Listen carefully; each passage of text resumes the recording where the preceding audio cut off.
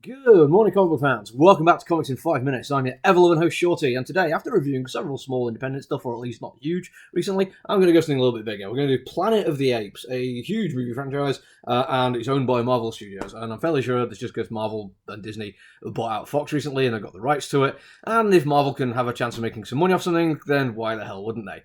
Now, I have to be upfront on this one. I have never been a huge fan of the Planet of the Apes franchise in any of its iterations. I have never seen any of the original movies. When I was a younger man, I did watch the Helena Bonham Carter one, which was, I'm not holding this against Helena Bonham Carter, but that movie was dog turd sandwiches. Really wasn't a fan of it. I get that a lot of people absolutely pooed on it for very good reasons, but it meant I never thought about Planet of the Apes for a very long time after that. Then did the slightly more recent ones with better CGI, and these were effectively just really kind of cool action movies, which just happened using the Planet of the Apes dressing, I'd say. And there's nothing wrong with that. I am not one of these people who can tell you that action movies are bad and not high art compared to low art or anything like that. I love John Wick and I like the Fast and the Furious movies. I have absolutely no problem people just enjoying action movies for action movies' sake. But it does mean they've never really stayed with me. I think there's maybe even one or two that have come out that I've not seen. Maybe one day I'll go and find them on Disney Plus or whatever. But I'm not enough of a fan to really have hunted them out. I'm reviewing this because it's an issue 1, and I kind of like the idea of giving it a fair shot. The two creators on this one, give me 1 second, I think it's David Walker and Dave Wachter, are very much kind of people I'd expect to be on something like this, which is not an insult.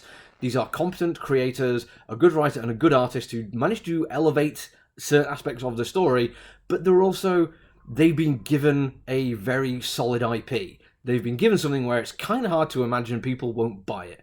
Planet of the Apes is a popular franchise. It's been going since I was a kid, maybe before I was born. I'd have to actually look into that one. And as I say, there's been several iterations. I'm fairly sure there's been other comic books. There's people who will just buy this regardless of what it's actually doing inside because of what it says on the cover.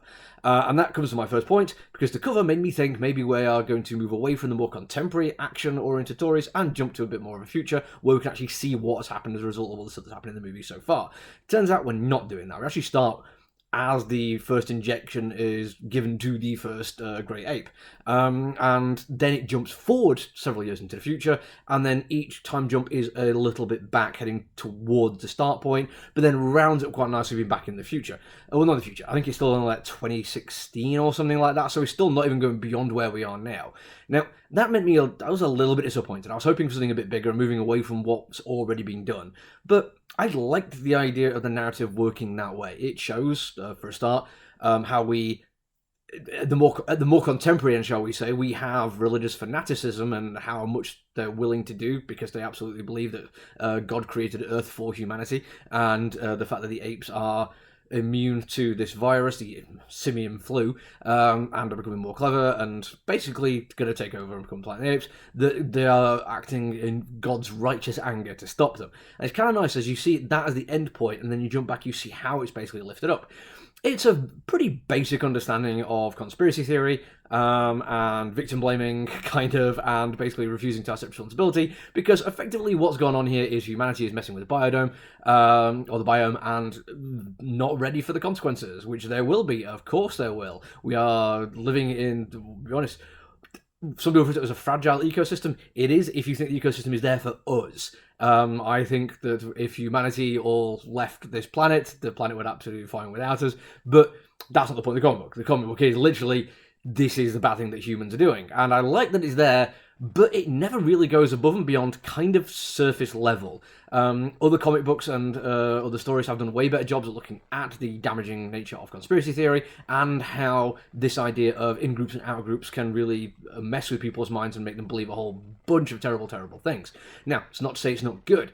I think both of these creators are definitely good and even go slightly above good at times, but it's also not risky. It is safe and it's fine, and there's some moments where the dialogue is very much action movie dialogue or very much set up. This is issue 1, as I say, and it is, even though we already know the story, it's still taking some time to build it up. And it's got some kind of lazy bits of military writing. There's at one point where one soldier is talking to another about armoured personnel carriers, and I've met some people who've served, and they would just say APC. It's really odd that they didn't have that in there. Military people love TLAs, or three-letter acronyms. I just felt like that was a moment where I was like, oh, maybe this isn't as good as I want it to be. The artwork has similar kind of vibes. It is perfectly great throughout most of it. Some nice framing. The action sequences are okay, but not as dynamic as I like. There's some facial features which are okay, but not as realistic as I like, and there's some shading and colouring which feels a little bit more heavy-handed than it should be. All in all, definitely above average, veering into good and maybe even above good at times, but as I said, it feels like this is just a very safe story, so Marvel have not risked anything, and it's probably going to come across that way. It comes across like this is written for people who would buy it regardless. I'm not saying that's a terrible thing, because it will almost certainly make those people happy, but for me, it's definitely not going to convince me to jump into this franchise, unfortunately. That's it from me for today, though. I will be back, as always, with more reviews and your comic book day stuff. With the Easter weekend, it's going to be a bit messed up next week.